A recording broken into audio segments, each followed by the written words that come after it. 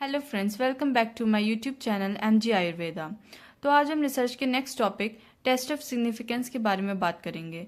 Test of significance ये exam में अक्सर 10 मार्क्स, 20 मार्क्स या 15 मार्क्स में पूछा जाता है। मतलब ये एज अ लॉन्ग क्वेश्चन के फॉर्म में आपको एग्जाम में देखने को मिलेगा। Rare of the rarest cases है जब ये 5 मार्क्स या शॉर्ट क्वेश्चन के फॉर्म में आपको देखने को मिले, बट अक्सर ये लॉन्ग क्वेश्चन में ही मिलता है।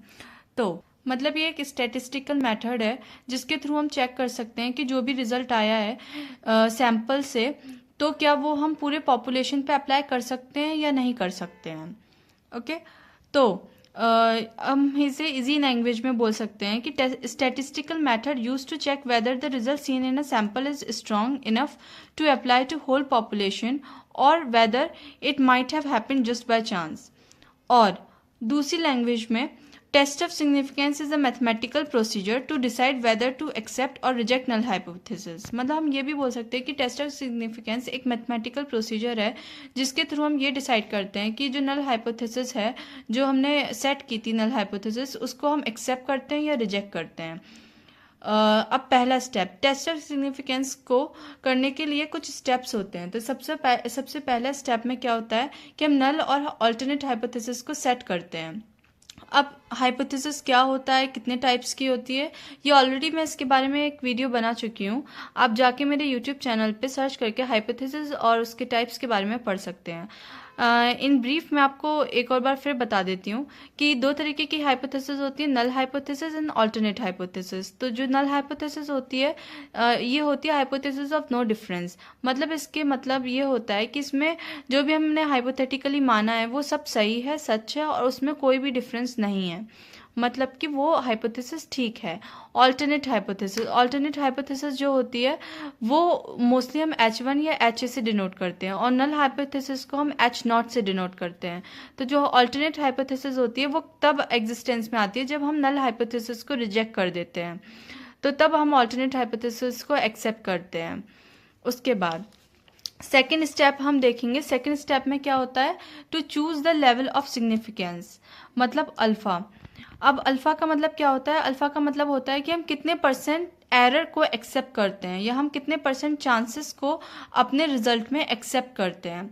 जब हम कोई भी एक्सपेरिमेंट या कोई भी हम प्रोसीजर परफॉर्म करते हैं तो ये तो नेक्स्ट टू इम्पॉसिबल है कि हम उस प्रोसीजर में कोई भी एरर नहीं बनाएं। आप लोगों ने पढ़ा होगा या आप लोगों ने प्रैक्टिकल्स परफॉर्म किए होंगे 12th क्लास में, तो आप लोगों ने वहाँ भी देखा होगा कि कुछ एरर आता होगा जब आप लोग पोटेंशियोमीटर वगैरह इन सब के एक्सपेरिमेंट्स करते होगे, तो उस टाइम पे भी आपके प्रैक्टिकल करते वक्त एरर आप लोग देखने को मिलता होगा। तो वहाँ पे भी होता है ना कि 0.1% एरर है, 0.01% एरर है। तो वही है कि हम जब भी कोई चीज़ करते हैं तो वो परफेक्ट नहीं होती है, हम हमेशा उसमें एक एरर आता है, बट हम कितने परसेंट एरर को हम अपने रिजल्ट में एक्सेप्ट करते हैं। होता है ना कि हम भाई देखो 5% चांसेस हैं गलती के, अगर तुम 5% गलती करोगे तो ठीक है, हम एक्सेप्ट करते हैं, लेकिन अगर उससे ज़्यादा गलती होती है तो फिर इट इज़ नॉट एक्सेप्टेबल। तो ये जो चीज़ होती है ये हमें अल्फा बताता है। तो अल्फा क्या होता है, testing a hypothesis and finding the level of significance are closely related. When we test a hypothesis we want to know how likely it is to make a wrong decision. जब भी हम किसी hypothesis को test करते हैं तो हम ये जानते हैं कि कितने परसेंट चांसेस हैं कि हम गलत डिसीजन बना सकते हैं। तो सबसे पहले टेस्ट करने से पहले हम सबसे पहले उसका एरर को डिफाइन करेंगे। ओके, तो level of significance tells us how much risk of making an error we are ready to take. For example, 5% level of significance means we accept 5% of making a wrong decision. मतलब अगर alpha equals to 5% है तो उसका मतलब है कि हम 5% chance मतलब हम 5% एरर होने के चांस को एक्सेप्ट करते हैं। This is the same as saying we accept that in 5 cases out of 100 or 1 case out of 20 may be wrong. Okay, then this creates an acceptance region and rejection region on the normal curve. अब ये acceptance reason और rejection reason क्या है, तो आपने normal distribution curve लिया होगा। मैं इसकी आप लोगों को एक अलग से वीडियो बना के अपलोड कर दूंगी, बट एक रफ आइडिया लेने के लिए मैंने यहाँ पे एक कर्व ड्रॉ किया है, बेल शेप कर्व। ये नॉर्मल डिस्ट्रीब्यूशन कर्व है। इसके दो एरिया होते हैं, एक होता है रीजन ऑफ एक्सेप्टेंस और एक होता है रीजन ऑफ रिजेक्शन। तो ये बीच में है रीजन ऑफ एक्सेप्टेंस, एंड ये साइड में जो बेल कर्व है उसकी जो टेल साइड है, मतलब जो साइड में है, वो होता है रीजन ऑफ रिजेक्शन। मतलब जितने भी एरर होते हैं वो सारे रीजन ऑफ रिजेक्शन में लाई करते हैं। तो this creates an acceptance region and rejection region on the normal curve. Example, अब हम एग्जाम्पल से समझेंगे क्या इसका क्या मतलब है। Mean plus minus two standard error. Then अगर ये बोला जाता है कि mean plus minus two standard error, तो इसका मतलब होता है कि यहाँ पे एक्सेप्टेंस रीजन जो है वो है 95%, मतलब कि 95% रिजल्ट सही होगा।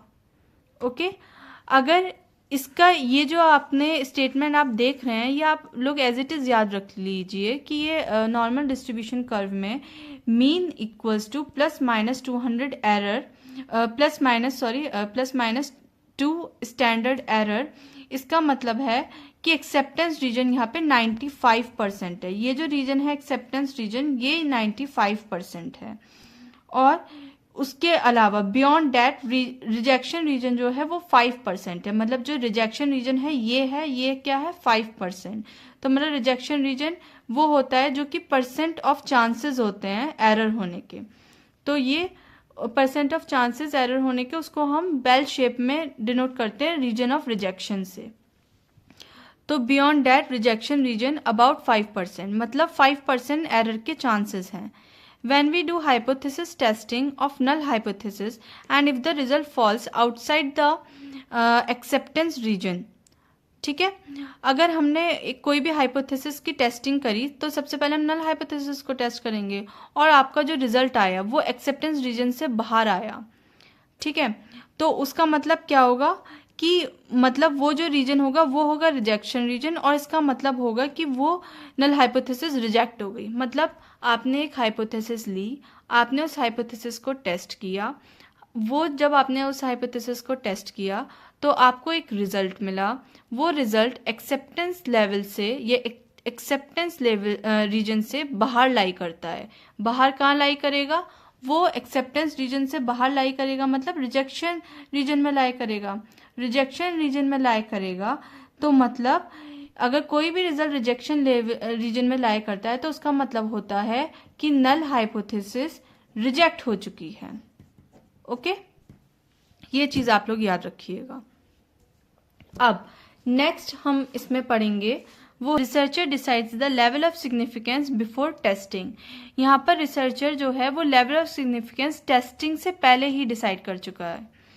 If a researcher wants to more accurate, अगर रिसर्चर चाहता है कि उसकी जो भी टेस्टिंग वो कर रहा है वो बहुत एक्यूरेट हो तो वो कम से कम लेवल ऑफ सिग्निफिकेंस चूज करेगा। लेवल ऑफ सिग्निफिकेंस क्या होता है? लेवल ऑफ सिग्निफिकेंस होता है एरर के चांसेस, तो वो कम से कम एरर के चांसेस चूज करेगा ना। इसका मतलब वो 1% एरर के चांसेस चूज करेगा, like 0.01%। Commonly use level of significance, जो लेवल ऑफ सिग्निफिकेंस हम कॉमनली यूज करते हैं वो होते हैं अल्फा 0.005 से कम होना चाहिए, मतलब मिनिमम एक्सेप्टेबल लेवल। अल्फा 0.001 से कम होना चाहिए, highly significant result. Then alpha 0.001 से कम होना चाहिए, मतलब वेरी हाईली सिग्निफिकेंट रिजल्ट। अच्छा, अब आप लोग एक चीज याद रखिएगा कि जितना हाईली सिग्निफिकेंट होगा उतने ही स्ट्रांगली नल हाइपोथेसिस रिजेक्ट होगी।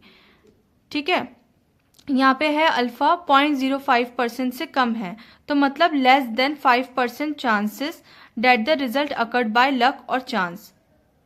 मतलब कि अल्फा 0.05% से कम है तो इसका मतलब क्या होता है कि 5% चांसेस हैं कि जो रिजल्ट आपका आया है वो बाय लक या बाय चांस आया है, वो गलत भी हो सकता है। मतलब तो इसका मतलब क्या हुआ, जो रिजल्ट है वो हुआ स्टैटिस्टिकली सिग्निफिकेंट और नल हाइपोथेसिस हो गई रिजेक्ट।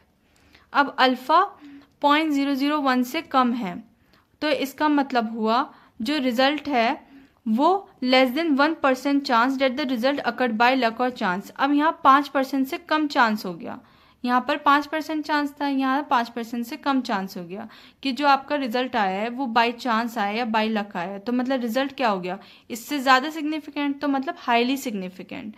और जितना हाईली सिग्निफिकेंट रिजल्ट उतनी स्ट्रांगली रिजेक्शन होगा नल हाइपोथेसिस का। तो पहले से हुआ strongly reject null hypothesis. Next में क्या हमने लिया कि जो अल्फा है वो 0.001 से भी कम है, तो इसका मतलब क्या हुआ कि less than 0.1% chance that the result occurred by luck और चांस। इसका मतलब हुआ कि जो रिजल्ट आया है वो बहुत ज़्यादा सिग्निफिकेंट है, मतलब it is very highly significant, मतलब वो बहुत ज़्यादा करेक्ट है। अब जितना ज़्यादा करेक्ट रिजल्ट उतनी ज़्यादा रिजेक्शन होगा नल हाइपोथेसिस का, तो very strongly reject null hypothesis. Next, now हम नेक्स्ट स्टेप पढ़ेंगे, calculate the appropriate test statistics with relevant formula. अब उसके बाद हम टेस्ट स्टैटिस्टिक्स को कैलकुलेट करेंगे फार्मूला लगा के। मतलब इस स्टेप में क्या आएगा, इस स्टेप में टी कैलकुलेटेड आएगा। कैसे आएगा, नीचे दिए हुए टेस्ट को यूज करके। अब हम आपको यहाँ पे बहुत तरीके के टेस्ट बताएंगे, अब उसमें हम टेस्ट को यूज करेंगे, उन टेस्ट को, और उस टेस्ट में यूज करके, उन टेस्ट को यूज करके हम क्या निकालेंगे, टी कैलकुलेटेड निकालेंगे। ओके, अब ये जो टेस्ट होते हैं ये एक तरीके से आप इस तरीके से मान लीजिए, जैसे मान लीजिए कोई मशीन है, ओके, हमने उसमें रॉ फॉर्म में कुछ डाला, फिर उसके बाद हमें वो मशीन ने उसको प्रोसेस किया उस रॉ फॉर्म को, और उस मशीन ने प्रोसेस करने के बाद एक प्रोडक्ट निकाला। ठीक है, जो मशीन है वो मान लीजिए वो मशीन है Z test, T test, chi square test, और जो प्रोडक्ट आ रहा है वो मान लीजिए आप है टी कैलकुलेटेड। ओके, अब डिसीजन ऑफ विच टेस्ट, मतलब आप अब कौन सा टेस्ट लगाएंगे, जेड लगाएंगे, टी लगाएंगे, काई स्क्वायर लगाएंगे, ये 3 चीज़ों पे डिसाइड होता है। 3 चीज़ें इस चीज़ को डिसाइड करती हैं। पहली चीज़ क्या होती है, टाइप ऑफ डेटा। आपका जो डेटा है वो कैसा है, क्वालिटेटिव है या क्वांटिटेटिव है। जो क्वालिटेटिव डेटा होता है वो होता है मतलब कैटेगोरिकल डेटा, क्वांटिटेटिव का मतलब होता है न्यूमेरिकल डेटा, क्वालिटेटिव का मतलब होता है कैटेगोरिकल डेटा। अब कैटेगोरिकल डेटा का मतलब क्या होता है, कैटेगोरिकल डेटा का मतलब होता है कि किसी भी एट्रीब्यूट्स के बारे में वो आपको बता रहा है। एट्रीब्यूट्स मतलब होता है कैरेक्टरिस्टिक्स के बारे में बता रहा है कि मतलब इंसान, कोई पर्सन है तो वो फेयर है या डार्क टोन है, इसकी कैरेक्टरिस्टिक्स बता रहा है ना वो आपको। तो ये डेटा कैसा हुआ कि वो गोरा है या काला है, ये डेटा कैसा हुआ, ये डेटा हुआ क्वालिटेटिव डेटा। अब कोई भी डेटा है वो आपको नंबर्स बता रहा है, जैसे for example infant mortality rate आपको पता लग रही है ना, तो वो जो डेटा है, सेंसस हो रहा है, सेंसस पता लग रहा है, मैटरनल मोर्टिलिटी रेट पता लग रही है, तो ये maternal mortality rate, infant mortality rate, ये नंबर्स में आता है ना, तो ये कैसा हुआ, numerical data. Okay, now next, अब हम नेक्स्ट पढ़ेंगे, इसी को आगे हम प्रोसेस करेंगे, इसी को आगे हम बढ़ाते हुए पढ़ते हैं कि अगर डेटा क्वालिटेटिव है तो हम लगाएंगे काई स्क्वायर टेस्ट, अगर डेटा क्वांटिटेटिव है तो हम लगाएंगे जेड टेस्ट या टी टेस्ट। अब दूसरा जो है, जो दूसरा पॉइंट है जिसके बेसिस पे हम डिसाइड करेंगे कि हम कौन सा टेस्ट यूज करेंगे, वो है साइज ऑफ सैंपल। तो साइज ऑफ सैंपल हुआ लार्ज या स्मॉल। अब सैंपल का साइज स्मॉल है या लार्ज है, जो सैंपल हमने चूज किया है, जिस सैंपल पे हम टेस्ट लगा रहे हैं, तो अब उस सैंपल का हम साइज डिसाइड करेंगे कि वो सैंपल जो हमने लिया है वो लार्ज सैंपल में आएगा कि स्मॉल सैंपल में आएगा। तो जो लार्ज सैंपल होता है वो कैसे डिसाइड होता है, तो लार्ज सैंपल और स्मॉल सैंपल हम उसे कहते हैं जहाँ पे सैंपल का साइज लेस देन 30 होता है। मान लो मैंने आपको कोई एक डेटा दिया या एक टेबल दी जिसमें नंबर ऑफ ऑब्जर्वेशन 30 हैं, तो अगर 30 हैं तो वो हो गया लार्ज सैंपल, ये नंबर ऑफ ऑब्जर्वेशन 30 से ज़्यादा हैं तो वो हो गई लार्ज सैंपल। ठीक है, या अगर सैंपल साइज 30 से कम है, ठीक है, अगर नंबर ऑफ ऑब्जर्वेशन 30 से कम है तो वो हो गया स्मॉल सैंपल। तो स्मॉल सैंपल में टी टेस्ट को हम लगाएंगे और लार्ज सैंपल में हम लगाएंगे जेड टेस्ट को। नंबर ऑफ ऑब्जर्वेशन वैसे बहुत बेसिक चीज़ है, आप लोग जानते होंगे, बट स्टिल मैं आपको बता देती हूँ। नंबर ऑफ ऑब्जर्वेशन आप जैसे मान लीजिए कि जैसे यहाँ पे 1, 2, 3, 4, 5। ठीक है, तो नंबर ऑफ ऑब्जर्वेशन आप मान लीजिए कि यहाँ पे एज ली है हमने। फिर आप इस एज के मुताबिक यहाँ पे 1 साल के बच्चे के लिए, 2 साल के बच्चे के लिए, 3 साल के बच्चे के लिए, 4 साल के बच्चे के लिए, 5 साल के बच्चे के लिए जो भी एट्रीब्यूट्स हम यहाँ पे यूज करते हैं, ठीक है, वो फिर अलग होते हैं।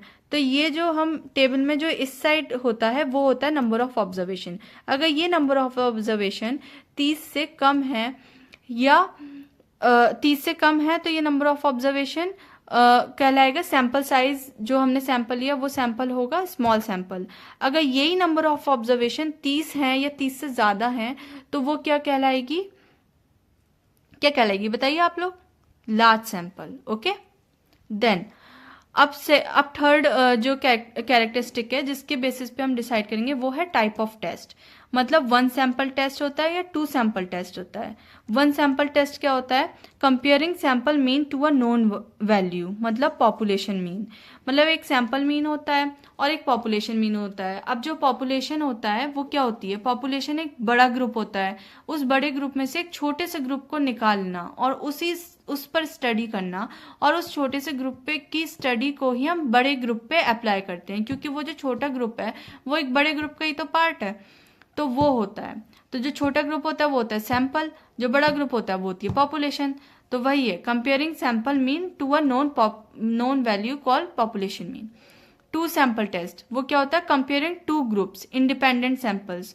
मतलब कि एक बड़ा पॉपुलेशन है, उस पॉपुलेशन में से हमने 2 मीन निकाले, एक इधर, सॉरी 2 सैंपल निकाले, एक इधर। अब ये इन 2 सैंपल के मीन को कंपेयर करना, ना कि इस पॉपुलेशन से कंपेयर करना। ठीक है, तो जो 2 सैंपल के मीन को कंपेयर हम करते हैं वो होता है 2 सैंपल टेस्ट। और अगर हम एक सैंपल का मीन और उस सैंपल जो हमने निकाला वो उसका पॉपुलेशन मीन से कंपेयर करें तो वो होता है 1 सैंपल टेस्ट। ओके, नाउ अब आप लोग ऐसे याद रखिए कि 1 सैंपल मतलब एक सैंपल निकाला, 2 सैंपल मतलब पॉपुलेशन में से 2 सैंपल निकाले। Then step number 4, compare with table value. Step 4। अब टेबल वैल्यू क्या होती है, आप ऐसा समझ लीजिए एक सिंपल लैंग्वेज में कि टेबल वैल्यू होती है, एक आपको टेबल दी हुई होती है। आप लोग गूगल करेंगे तो आपको एक टेबल दी होगी, या आपके एग्जाम में आप हायर स्टडीज जब करेंगे, पीजी वगैरह में अगर किसी को रिसर्च करने में इंटरेस्टेड हो कोई, तो वहाँ पे आपको एक टेबल दी होती है। जब आपको कैलकुलेशन कराई जाएगी ये T test, chi square test, इन सब की, तो वहाँ पे आपको एक टेबल दी होगी, तो आपको टी कैलकुलेटेड निकालना होगा और उस टेबल में जो वैल्यूज दी होंगी उसके वैल्यूज से आपको टी कैलकुलेटेड जो आपका आया उसे कंपेयर करना होगा। तो ये है, तो स्टेप 4 में हम यही करते हैं, क्या करते हैं, कंपेयर विथ टेबल वैल्यू। तो अब टेबल वैल्यू कंपेयर करने के 2 तरीके होते हैं। पहला होता है बाय क्रिटिकल वैल्यू मेथड। तो क्रिटिकल वैल्यू मेथड का मतलब क्या होता है, दो होता है, उसमें 2 चीज होती है। पहली होती है इफ कैलकुलेटेड वैल्यू, मतलब जो हमने टी कैलकुलेटेड निकाली थी वो वैल्यू अगर आपकी टेबल वैल्यू से कम हो या उसके इक्वल हो तो जो रिजल्ट है वो है नॉट स्टैटिस्टिकली सिग्निफिकेंट। इसका मतलब जो नल हाइपोथेसिस है वो होती है एक्सेप्ट। अच्छा, मैंने आपको अभी बताया था ना, पीछे मैंने आप लोगों को बताया था कि अगर रिजल्ट स्टैटिस्टिकली सिग्निफिकेंट होगा तो नल हाइपोथेसिस रिजेक्ट होगी। ठीक है, तो वही यहाँ पे ये चीज हुई है। यहाँ पे रिजल्ट स्टैटिस्टिकली सिग्निफिकेंट नहीं है तो मतलब नल हाइपोथेसिस क्या होगी, एक्सेप्ट होगी। मतलब नल हाइपोथेसिस एक्सेप्ट होने का मतलब क्या होता है, नो डिफरेंस इज देयर, मतलब जो सोचा था सही सोचा था। मतलब हमने जो भी मान के हम चले थे स्टार्टिंग में, हाइपोथेसिस हमने सेट की थी नल हाइपोथेसिस, तो उस हाइपोथेसिस में हमने जो भी माना था वो सब सही माना था। B, if calculated value is more than table value. इसमें क्या होता है, अगर टी कैलकुलेटेड टेबल वैल्यू से ज्यादा आ जाता है तो वो होता है रिजल्ट इज स्टैटिस्टिकली सिग्निफिकेंट। अब रिजल्ट जो है वो स्टैटिस्टिकली सिग्निफिकेंट है। जब रिजल्ट स्टैटिस्टिकली सिग्निफिकेंट होगा तो क्या होगा, नल हाइपोथेसिस रिजेक्ट होगी। अब मैंने आपको स्टार्टिंग में बताया था ना, अगर भैया नल हाइपोथेसिस रिजेक्ट हो गई तो उसके ऑल्टरनेट मेथड भी तो हमें देखना पड़ेगा। उसका ऑल्टरनेट मेथड क्या होगा, उसका ऑल्टरनेट मेथड है कि ऑल्टरनेटिव हाइपोथेसिस एक्सेप्ट होगी। तो मीनिंग इसका क्या हो गया कि डिफरेंस इज प्रेजेंट, मतलब कि कोई अंतर प्रेजेंट है। तो ये तो हो गया आपका कंपेयर विथ टेबल वैल्यू का पहला मेथड, मतलब कि बाय क्रिटिकल वैल्यू मेथड, उसमें आप ये सब लिखेंगे। अब नेक्स्ट मेथड आता है आप लोगों का ऑल्टरनेटिव मेथड। ओके, तो अब ऑल्टरनेटिव मेथड में अब हम क्या पढ़ेंगे? ऑल्टरनेटिव मेथड का मतलब होता है P value method. P value क्या होती है? पी वैल्यू होती है probability you obtain from the sample data. आप लोग सिंपल वर्ड में या सिंपल आप लोग समझने के लिए इतना याद कर लीजिए, जो पी वैल्यू होती है वो होती है प्रोबेबिलिटी। ओके, तो प्रोबेबिलिटी में क्या होता है?